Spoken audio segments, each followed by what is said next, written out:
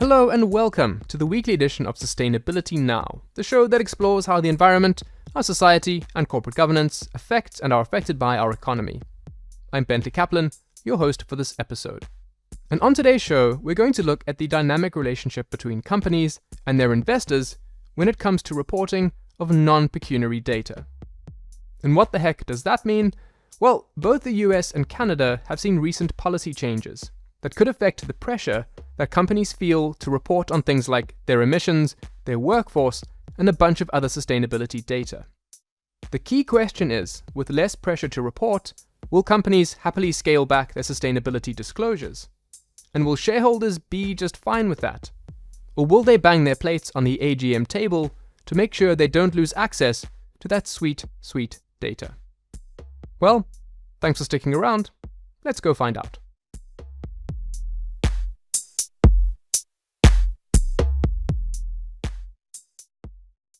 This is going to be our last episode before the summer break. And appropriately, it's going to be a meaty one. But don't worry, because I'm a nice guy. I'm going to give away the ending right up front. And then my lovely guests are going to show you how we got there. So lean in close, because here's the deal. There are some pretty big markets where policy is suddenly changing. In some places, we have a new administration. Market regulators are rolling back reporting requirements on things like climate or workforce data. In others, the burden of proof is being shifted much more heavily onto companies if they want to use specific environmental or sustainability terms.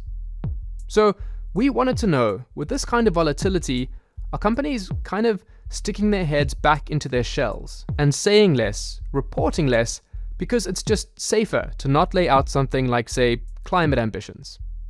Well, in some aspects, yes, that is happening. But in some, definitely not. And we're going to tackle this in two parts. In part one of this episode, we're going to look at very recent trends in how companies are reporting on their climate targets and on their workforce inclusion targets. We'll see how more companies continue to report climate targets, but how we see the reverse for workforce-related ones, which have actually been falling away for the past couple of years, well before January 2025.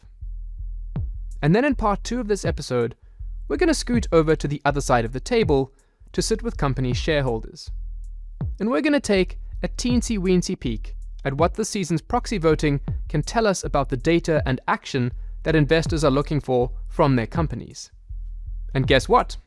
Investors do want to see more climate and workforce data from companies, but they do not want to tell companies how to achieve their sustainability objectives.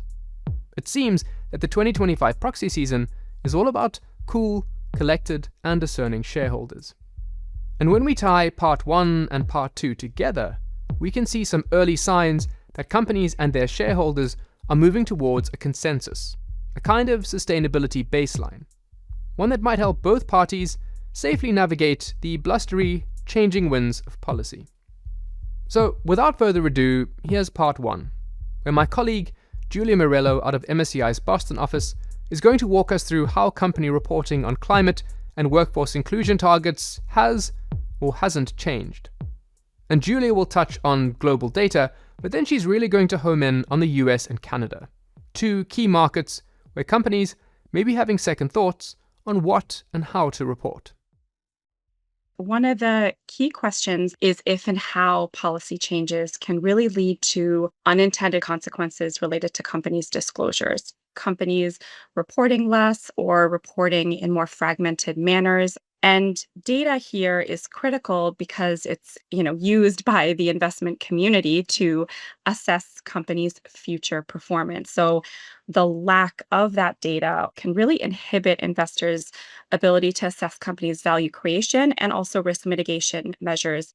So first, on carbon setting, the key question here that we asked ourselves was really, are companies pulling back on their climate disclosures and also their targets? The short answer is no, they are not pulling back. And in fact, companies are steadily plowing forward in reporting of climate disclosures really across all regions. Climate targets are increasing globally on aggregate. That's an increase of 7% year over year since last year this time, so June 2024 to July 2025. There are, of course, regional differences. So the EU-based companies are leading the pack in terms of sheer volume of carbon targets that they're setting, and that's about 40%. Next is Asia-Pacific-based firms, and those are, companies based in Japan, Australia, are setting the next highest number of carbon targets. And there you have that, 35% chunk. And then also the Americas based firms, so Canada, Brazil, Chile, US collectively account for that about 25%, slightly less, I would say, of carbon and climate targets. We wanted to zoom in to Canada and the US specifically. For Canadian domiciled companies, they're disclosing a greater number of active climate targets. More companies are disclosing carbon targets, given issuers may have multiple targets. And that's the same with the US-based companies as well. So US-based companies are disclosing more climate targets, and more companies are setting carbon targets.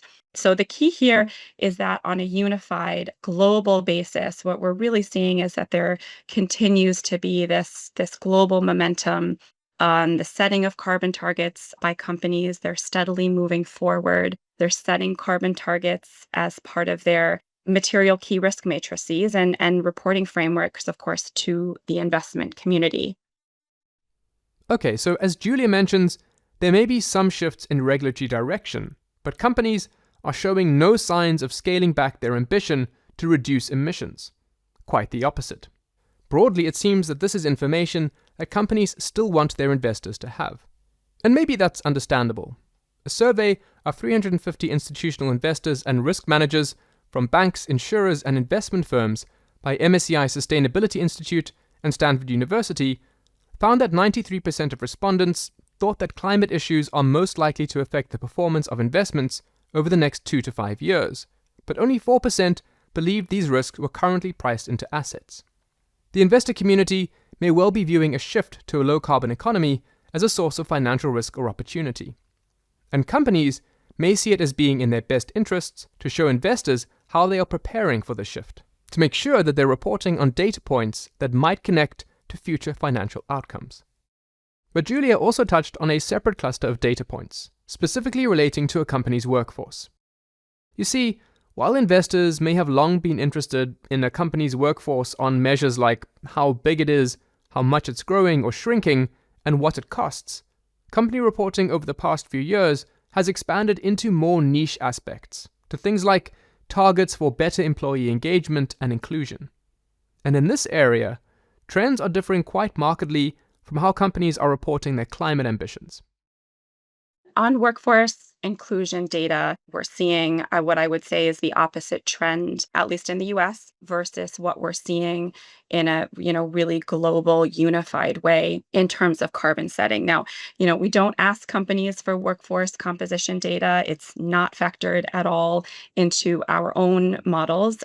So it's workforce inclusion and composition. It's purely data, right? And for workforce inclusion targets, when looking at US companies on the ground, we saw this very real, steady increase in workforce inclusion target setting by companies across all sectors in 2019, 2020, and 2021. And then in 2023, we saw this really incredible kind of real dip or drop in workforce inclusion target setting across all sectors.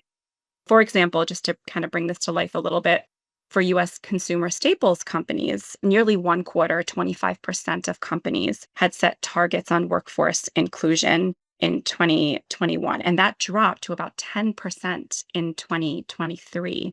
What was initially surprising was that we were seeing this dip in workforce disclosures really as early as 2023 versus more recently, which is what we were perhaps expecting. Yet when we do look back on the key events and shifts, notably in 2023, many of us will remember really key developments, most notably taking shape. So the first was the Supreme Court ruling in 2023 in Students for Fair Admissions versus Harvard. And then the second one was the NASDAQ board diversity rule, which introduced ongoing uncertainty in reporting and disclosures It was SEC approved, yet vacated in December 2024, and it was officially withdrawn in late January this year, 2025. Today, the SEC, has had human capital transparency and disclosures as a core focus based on a principles-based approach. Companies have discretion in determining which human capital metrics are considered material. There are, of course, some studies out there that have indicated that more inclusive workforces may be correlated with higher enterprise value growth rates, ROE, free cash flow per share across, many sectors. Yet disclosures, as mentioned, are up to companies' own interpretations of their material risks. Okay, so let's take a beat right there. That is part one, ding ding ding, done and dusted. Julie has seen that trends in company reporting on climate targets versus workforce inclusion targets are going in the opposite directions. On the one side, there are climate targets, a way companies can signal their ambition to respond or adapt to climate transition risk. A risk that you could argue is systematic, affecting all companies, albeit differing in magnitude depending on what business lines you're operating in.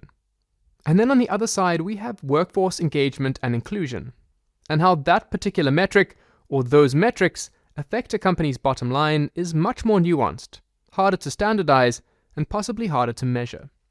Climate target reporting has been sticky, persistent, but we've seen targets on workforce engagement and inclusion seemingly peak and then decline over the past couple of years. But now, we move on to part 2 of this episode, Ding Ding Ding, where we look at the type of climate and workforce information that shareholders are calling for from companies, and how that has changed over time. To help me answer those questions, I'm going to bring in John Ponder out of MSCI's Toronto office. John and my other governance colleagues get weirdly excited about this time of year because it means proxy season in the US, a massive market that offers a front row seat to the interplay between shareholder engagement, regulatory shifts, and evolving investor priorities. The team tracks each and every shareholder proposal submitted at US companies in our coverage. That's who's filing them, who they're targeting, what issues they address, and how much support they receive at AGMs. And with around a decade of this data already under their belt, our governance analysts have some great insight into both long-term trends and shorter-term pivots. So I asked John how things were looking in 2025. While proxy season obviously hasn't fully wrapped up, we've reached a point where the data is rich enough to share some initial takeaways. And so far, I would say it's been an intriguing season. Just over 400 proposals have been submitted, down by roughly 200 compared to last year. Despite the lower volume, 46 proposals have already passed, which matches last year's total. Support is also marginally up, averaging 23% compared to 22% in 2024. With most annual meetings now behind us, the numbers suggest a quieter season, but one with stabilizing support levels. I would say this aligns with what many expect in the wake of Staff Legal Bulletin number 14M, which was issued by the SEC in February. The guidance here reshaped how companies interpret Rule 14A, which essentially gives them more leeway to exclude proposals from their proxies for a variety of reasons. That change may be influencing shareholder behavior. Some may be holding back to reassess their chances of making it onto the ballot, or even exploring whether direct engagement might be a more productive route when it comes to speaking to companies. Julia mentioned how more companies are reporting on their climate targets. So let me start with what we're seeing in terms of climate proposals filed by shareholders. To be precise, when we say climate proposals, we are including resolutions that touch on a company's governance, oversight, or operational response to climate-related issues, including but not limited to GHG emissions, carbon transition risk, or energy management practices. We recorded 42 climate proposals so far this year, down from a high of 78 in 2024, and commiserately, average support ticked down to 12% compared to 19% last year. However, that drop is likely less about investor sentiment and more about how the proposals themselves have changed in the last year. Many are becoming more prescriptive, asking companies not just for things like transparency, but for very specific actions or third-party validations. Take Ameren Corporation for an example. In 2025, it received a proposal calling for an independent audit of the alignment between its short and medium-term emission targets and the goals of the Paris Agreement. This is clearly a far more technical and demanding ask than the proposal it faced just 2 years earlier, which simply asked for disclosure of Scope 1 and 2 emissions. The 2025 proposal earned just 7.98% support, suggesting that the complexity and perceived feasibility of a proposal can significantly affect voting outcomes. But importantly, support remains notably stronger for more modest, focused proposals. For example, BJ's Wholesale was asked to publish a report on how it could scale up emission reduction efforts. That proposal earned 30% support, while Polt Group received a request to adopt Paris-aligned GHG goals, garnering 23.5% support. While these numbers might not necessarily sound high, these cases still illustrate that investors continue to back climate-related resolutions when proposals are viewed as reasonable, measurable, and well-aligned with company operations. Rather than indicating climate fatigue, I would hazard to say that the current trend actually suggests investors are simply being more discerning, favoring constructive disclosures over prescriptive demands.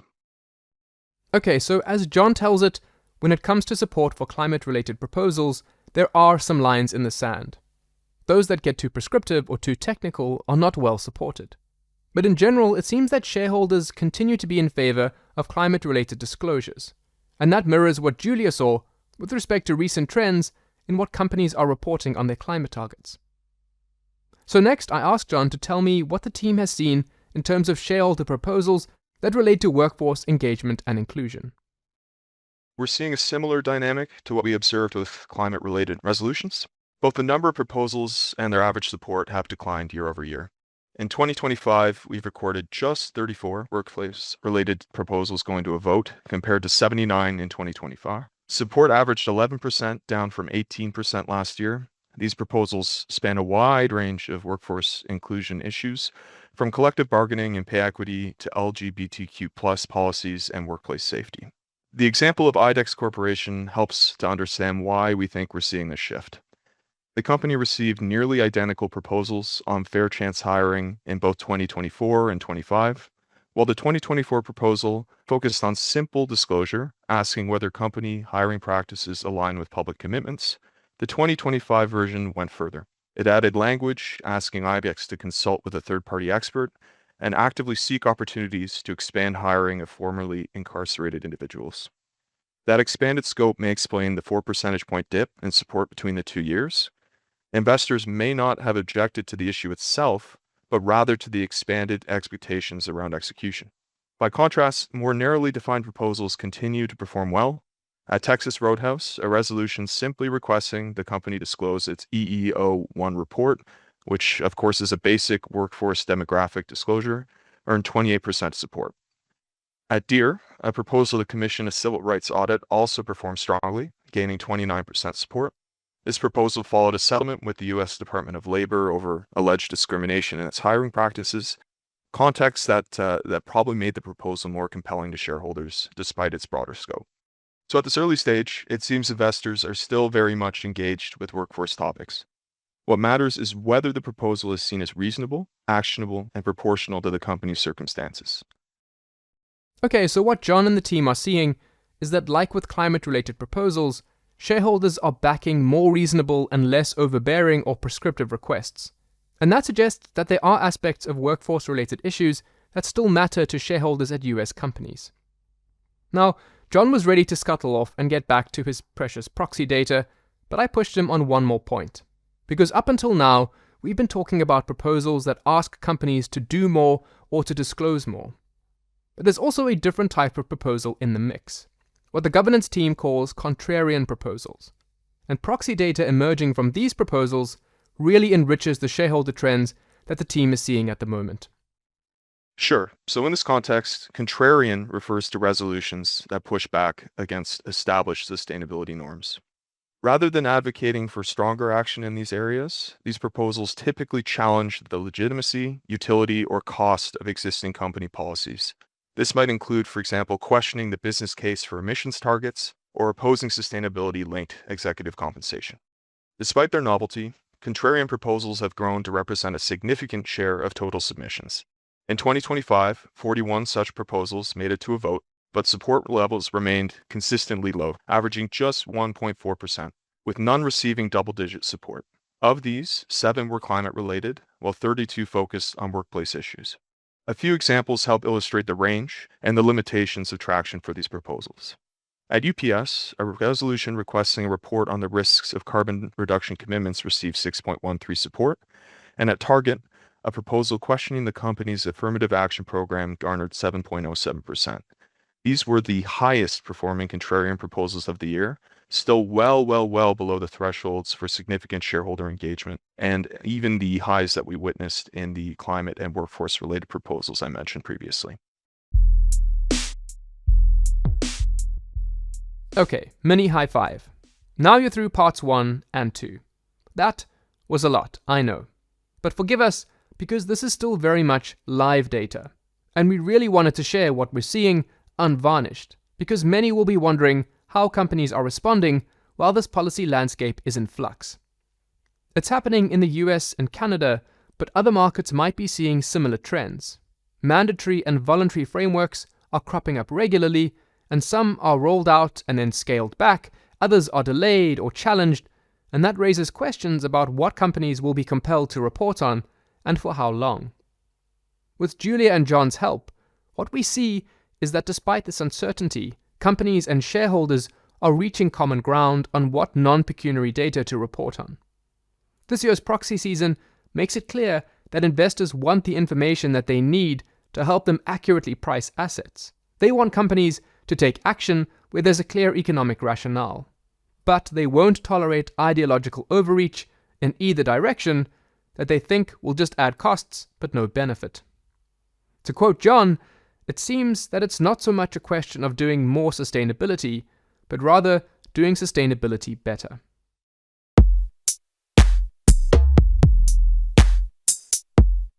And that is it for the week and the month.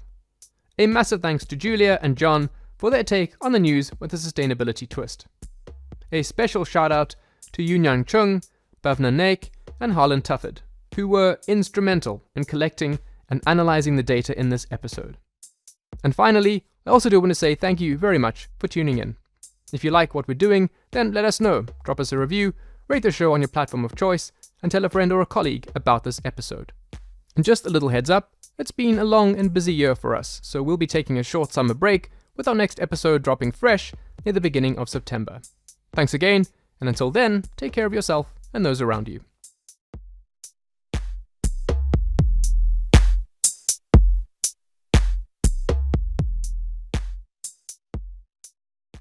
The MSCI ESG Research podcast is provided by MSCI ESG Research, LLC, a registered investment advisor under the Investment Advisors Act of 1940 and a subsidiary of MSCI Inc. Except with respect to any applicable products or services from MSCI ESG Research, neither MSCI nor any of its products or services recommends, endorses, approves, or otherwise expresses any opinion regarding any issuer, securities, financial products or instruments, or trading strategies. And MSCI's products or services are not intended to constitute investment advice or recommendation to make or refrain from making any kind of investment decision and may not be relied on as such. The analysis discussed should not be taken as an indication or guarantee of any future performance, forecast, or prediction. The information contained in this recording is not for reproduction in whole or in part without prior written permission from MSCI ESG Research. Issuers mentioned or included in any MSCI ESG Research materials may include clients of MSCI or suppliers to MSCI and may also purchase research or other products or services from MSCI ESG Research.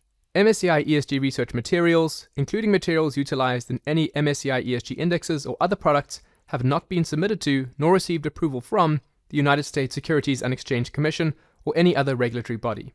The information provided here is as is, and the user of the information assumes the entire risk of any use it may make or permit to be made of the information. Thank you.